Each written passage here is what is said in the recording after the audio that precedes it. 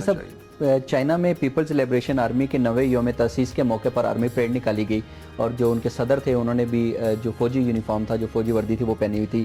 چین نے اس کے اندر 12,000 فوجیوں کی مدد سے اس پریڈ کا انعقاد کیا اور کافی جو جدید ان کے پاس ٹیکنالوجی اس کا بھی مظاہرہ کیا گیا۔ تو جب اس طرح کا کوئی دن ہوتا ہے تو طاقت کی جو نمائش ہے وہ کیوں کی جاتی ہے، اس کے کیا باورکان ہوتا ہے؟ بات یہ ہے کہ یہ دن منائے کیوں جاتے ہیں؟ پہلی چیز اس کے 2 بنیادی مقاصد ہوتے ہیں۔ ایک تو آپ کے عوام کو پتہ لگے کہ آپ کی افواج تیار ہیں اور ان کے کس اسلحے سے لیس ہیں، اس سے آپ کے اپنے عوام میں اپنی دفاعی اہلیت کے اوپر اعتماد بڑھتا ہے۔ اور دوسرا اس سے بھی جو زیادہ اہم مقصد ہوتا ہے وہ یہ کہ آپ اپنے دشمنوں کو ایک پیغام دینا چاہتے ہیں، اور دشمنوں کو پیغام ہوتا ہے کہ جب آپ نئے نئے اسلحے کی نمائش کرتے ہیں تو ان کو سمجھ لگتی ہے کہ بھئی یہ ملک تیار ہے اور پہلے سے کہیں زیادہ بہتر حالت میں ہے۔ نتیجہ یہ کہ آپ کا دشمن جو ہے وہ تھوڑا دب کے رہتا ہے۔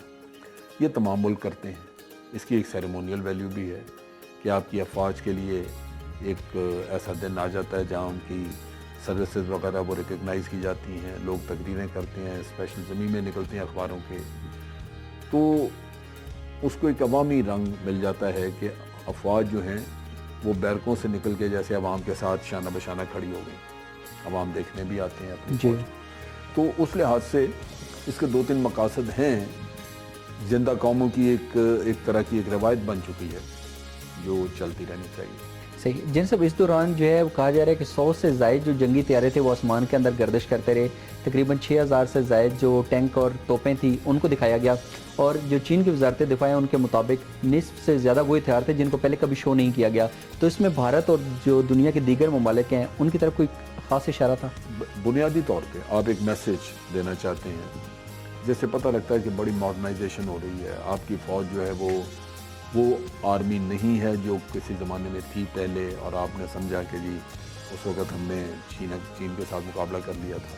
اب آپ دکھانا چاہتے ہیں کہ یہ فوج جو ہے یہ پہلے کی نسبت بہت بہتر ہے، اور اس میں جدید اسلحہ ہے، جدید کانسیپٹس ہیں، لڑائی کا ایک نیا جذبہ ہے، چنانچہ دشمن کو نفسیاتی طور پہ دبا دیا جا رہا ہے۔ تو دشمن کا مائنڈ سیٹ تبدیل ہوتا ہے اس کو دیکھنے کے بعد؟ ہوتا ہے جب آپ دیکھیں کہ ایک اتنی بڑی آرمی اور اتنی بڑی تیاری اور اتنے زیادہ نئے نئے ویپنز، تو اس سے لازماً یہ فیلنگ ہوتی ہے کہ اس کے ساتھ ٹکر لینا ہمارے لیے مناسب نہیں ہے۔ صحیح جیسا برکس کے بینر تلے انڈین قومی سلامتی کے جو مشیر ہیں اجیت کمار دوول، وہ اپنے چائنا کے جو منصب تھے اس سے ان کے درمیان ملاقات ہوئی، اور اس اجلاس میں روس، برازیل اور جنوبی افریقہ کے سیکیورٹی جو موجود تھے مشیر وہ بھی موجود تھے۔ تو آپ کی نظر میں اس ملاقات کی کیا اہمیت ہے؟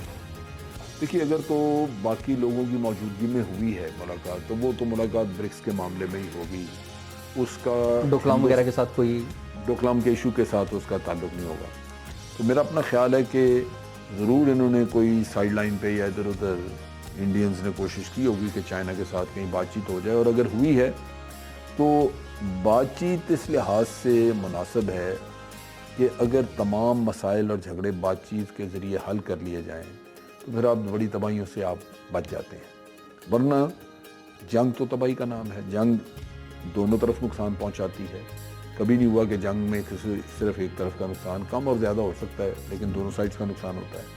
تو اس لحاظ سے یہ میرے خیال میں بڑا نقصان دہ ہوگا، ہندوستان کے بھی مفاد میں نہیں ہوگا اور غالباً چائنیز کے مفاد میں بھی نہ ہو کہ آپ جنگ کو ہوا دیں کسی بھی شکل میں، اور جو بات چیت کے ذریعے معاملات حل ہو سکتے ہیں وہ میدان جنگ میں جا کے حل کیے جائیں، وہ تباہی دونوں ممالک کے لیے بہت نقصان ہونے کے چانسز ہوتے ہیں۔ بہرحال آپ کیا سمجھتے ہیں اس ملاقات کے بعد جو ڈوکلام کے مقام پر بھارت اور چائنا کے درمیان کشیدگی تھی اس میں کسی نہ کسی حد تک کمی آ سکتی ہے؟ میرا خیال ہے کچھ نہ کچھ تو کمی ہوگی، اور اگر نہ بھی ہوئی ہو تو بات چیت کرتے رہنا مناسب ہے، بہتر ہے۔ اس سے ایک دروازہ کھلا رہے تو اس سے آنا جانا جاری رہتا ہے، دروازہ بند کر دیں تو پھر تو ختم ہو گئی بات۔ تو اس لحاظ سے تو میرا اپنا خیال ہے کہ یہ اچھا قدم تھا اگر بات چیت ہے، اور ان کو کرنی چاہیے اور بات چیت کر کے کوشش کرنی چاہیے کہ یہ معاملہ جو ہے یہ ختم ہو جائے، اور اگر بات چیت کے ذریعے نہ ہو سکا تو پھر لڑائی جو ہے وہ تو آپ کو پتہ ہی ہے پھر، اچھا جن صاحب کیونکہ اس دونوں ممالک جو ہیں وہ پہلے کی طرح نہیں ہے. انڈیا بھی دفاعی اعتبار سے بہت آگے جا چکا ہے، چائنا دفاعی اعتبار سے اس سے بھی آگے جا چکا ہے. چائنا کی بھی ملٹری اسٹرینتھ بڑی ہے، بہت بڑی ہے.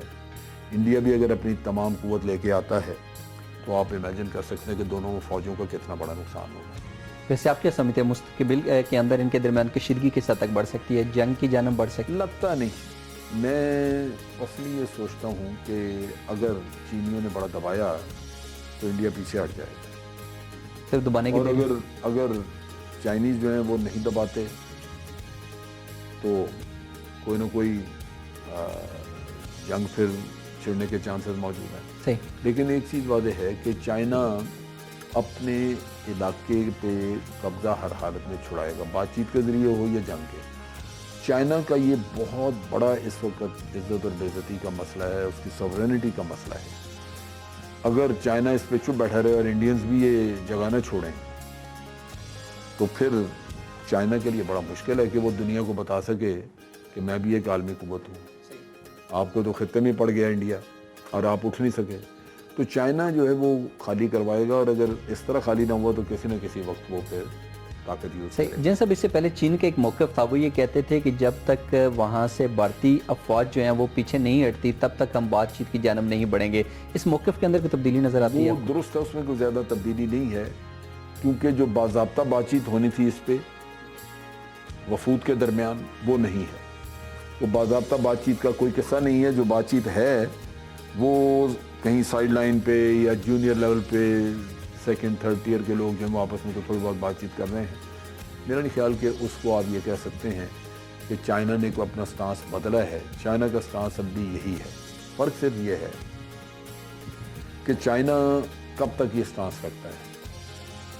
الٹیمیٹلی چائنا کو اگر انڈیا خالی نہیں کرتا تو چائنا کو بائی فورس ان کو نکال کے باہر پھینکنا ہوگا. اگر نہیں پھینکیں گے تو پھر چائنا کو کوئی بھی نہیں جانے گا کہ یہ بھی کوئی ملک تھا، یہ بھی کوئی طاقت تھی. جو تو یہی کہا جائے گا کہ یہ طاقت وہی ہے جس کو انڈیا نے تھوڑا سا دبایا تو یہ پیچھے ہٹ گئے.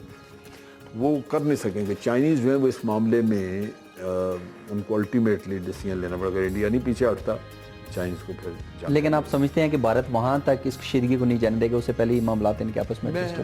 مطلب اندازہ بھی ہے اور میری خواہش بھی ہے کہ یہ بغیر جنگ کے یہ مسئلہ حل ہو، کیونکہ جنگ میں لازماً یہ دونوں ملک جو ہیں ان کا